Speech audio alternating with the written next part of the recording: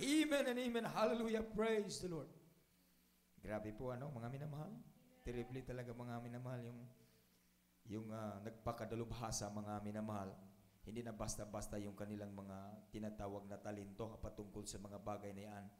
Ngunit ang kanyang nakita mga minamahal, grabe talaga yung nakita niya na yung Jesus Miracle Crusade hindi na pabilang sa mga nakikita niya na mga kulto. Ang Jesus Miracle Crusade International Ministry is one of the most influential church not only in the Philippines but throughout the world. Palakpakan natin ang ating dakilang Diyos na buhay. Glory and glory to God. Hallelujah. Kaya gaano tayo kapinagpapala mga minamahal na nandito sa ministeryong ito. Amen? Dahil sa katotohanan nung tinanong sa kanya mga minamahal, sabi ng salita ni Pablo, "For my speech and my preaching was not an enticing words of man's wisdom, but in demonstration of the Holy Spirit, so that your faith should not stand in the wisdom of men, but in the power of God." Nung tinanong siya mga minamahal, kung paano mo mapapatunayan na ikaw ay napabilang sa buong katotohanan. Dito tayo sa tinatawag na wisdom mga minamahal. Ang sagot niya mga minamahal, napakasimple lang. Ang totoong pinasasakupan ko, ang totoong relihiyon na pinasasakupan ko, ang Diyos ay buhay. Nagbabago sa buhay ng tao. Nagpapagaling ng karamdaman. Simpleng-simple yan mga minamahal kong mga kapatid. Amen? The signs and wonders and miracles shall follow them that believe. Amen? Kaya mga minamahal, sa bawat isa na nandito sa buong katotohanan, dapat nating ipagsisigawan. Amen? Kasi sabi ni Pablo, "For I'm not ashamed of the gospel of Christ, for it is the power of God unto salvation." Palakpakan natin ating pinakamahal na Panginoong Hesukristo. Bagay na dapat tayong magising mga minamahal kong mga kapatid. O nandito tayo sa buong katotohanan. Buong katotohanan. Glory and glory to God. Hallelujah. Praise the Lord. Glory and glory to God. Hallelujah. Napakadakila ng Diyos na buhay. Glory and glory to God. Tuloy-tuloy tayo sa ating mga pagpapasalamat mga minamahal. Nandito tayo sa pinakahuling magbabahagi ng kanyang pagpapasalamat. Our beloved sister Linda Tan. Amen and amen. Hallelujah. Praise the Lord. Glory and glory to God. Hallelujah. Praise the Lord. Una sa lahat, ako'y pinapaabot ko ang kataas-taasang papuri pa sa salamat at palwalhati sa ating mahal na Panginoong Jesus. Pangalawa sa ating mahal, beloved pastors, Valdez Almeida, at ganoon din sa ating assistant pastor na nasa piling na ng ating mahal na Panginoong Jesus. At magandang gabi po sa ating mga beloved preacher dito sa Toronto at ganoon din sa inyong lahat mga minamahal. Ako'y nagpapasalamat sa ating mahal na Panginoon at nabigyan na naman ako ng pagkakataon upang purihin at sambahin sa kanyang kamanghamanghang gawa sa aming buhay mga minamahal.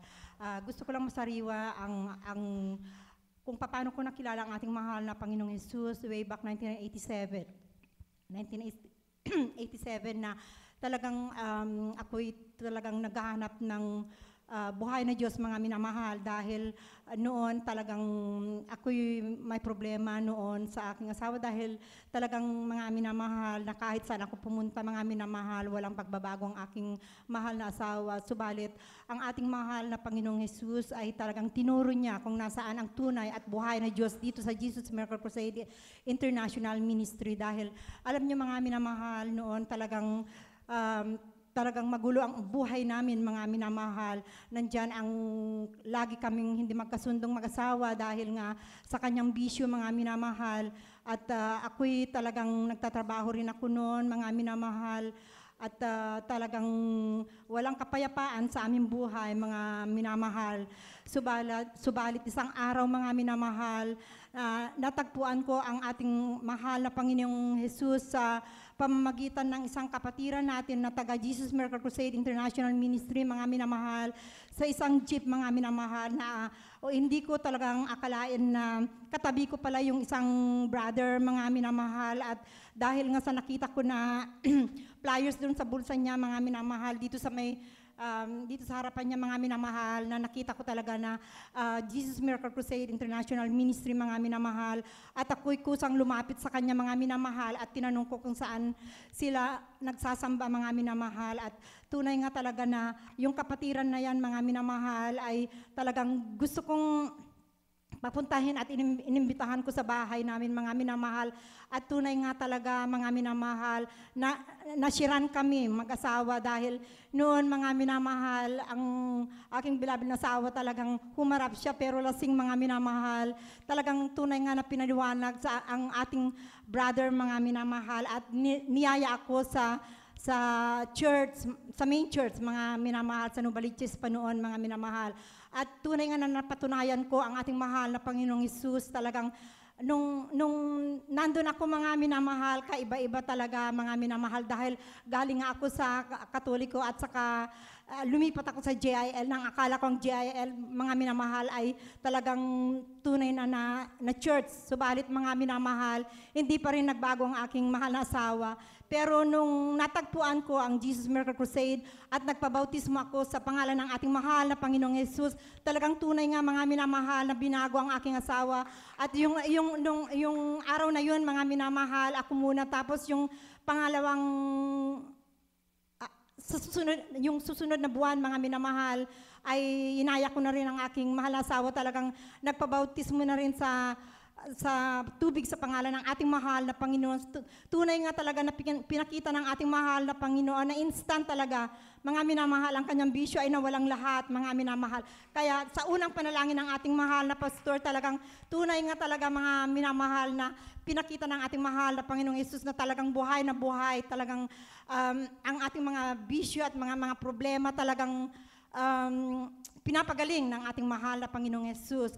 At mula noon, mga minamahal, talagang naglilingkod kami sa ating mahal na Panginoon at pinalakas ang ating mahal na Panginoon ang talagang pananampalataya ko, mga minamahal, dahil alam niyo, mga minamahal, noon talagang binigyan niya ang aking anak ng sakit talaga, mga minamahal, na hindi ko makayanan. Talagang noon ay talagang talagang kukunin na ng ating mahal na Panginoon ang aking anak. Alam niyo, mga minamahal, nagsusumamo ako sa ating mahal na Panginoon na talagang maghimala ang ating mahal na Panginoong Hesus na pagalingin ang aking anak, mga minamahal. Dahil noon talagang ang aking anak na babae, mga minamahal, ay talagang grabe na ang sakit niya na talagang mamamatay na. Subalit, mga minamahal, wala akong nilapitan, di ako lumapit sa doktor dahil ang ginawa ko lang, nagsumamo ako sa ating mahal na Panginoong Hesus at humingi ako ng prayer request sa ating church. Bago pa lang ako noon, mga minamahal, kung saan-saan ako pumunta, naghahanap ng mga brothers, mga minamahal, na ilehans ang aking anak. Talagang tunay nga talaga ng ating mahal na Panginoong Hesus naghimala, dahil alam niyo, mga minamahal, talagang hindi ko na makayanan noon. Alam niyo, mga minamahal, nag-iisa na lang akong gising noon, nung kasalukuyan na talagang hirap na hirap ng aking anak.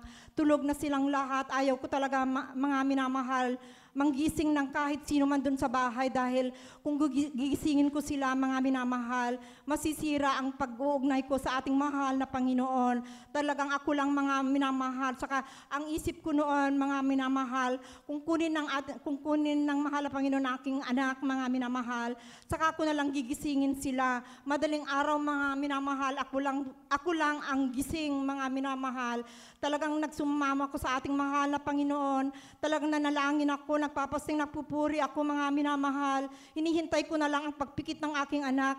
Subalit nung hindi ko na makayanan, mga minamahal, talagang ipinikit ko na lang, mga minamahal, at umiiyak na lang ako.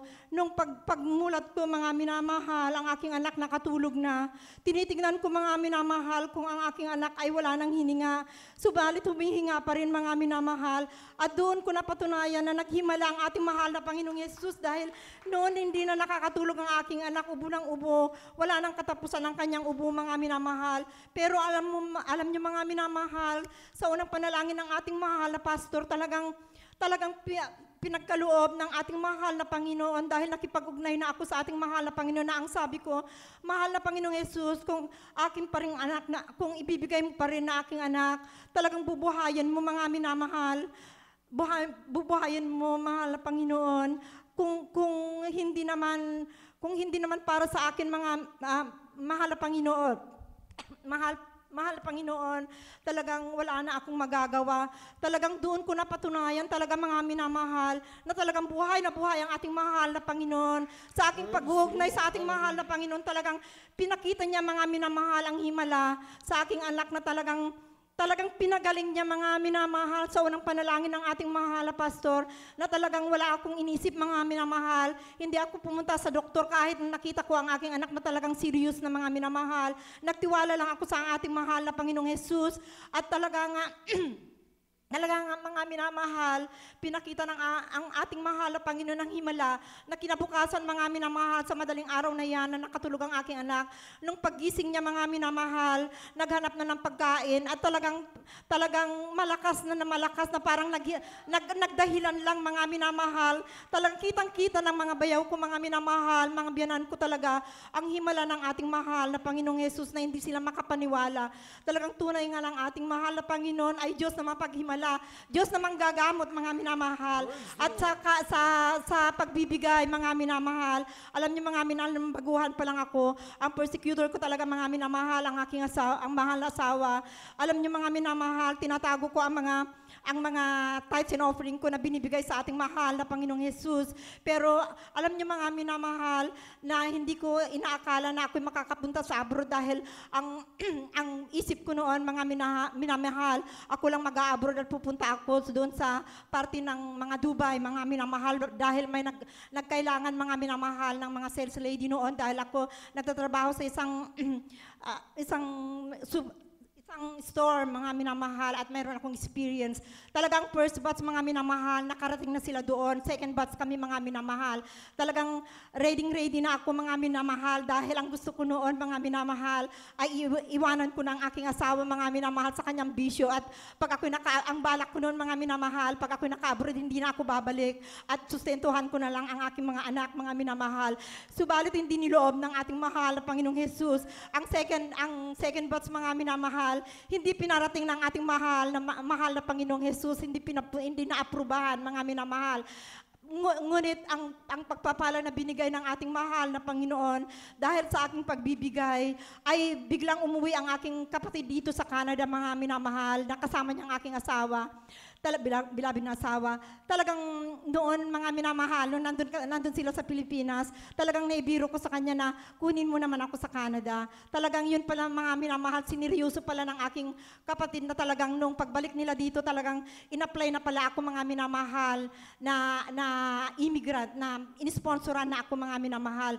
Subalit hindi niloob ng ating mahal na Panginoong Jesus dahil nung nakita ng mga immigration na ang kapatid na ako mga minamahal ay meron akong asawa at anak. Talagang pinabalik ang aking kapatid na kung talaga daw ay willing sila na mag-sponsor na ito palang in-sponsoran niya may asawa. Willing ba kayo na sponsoran pati asawa niya?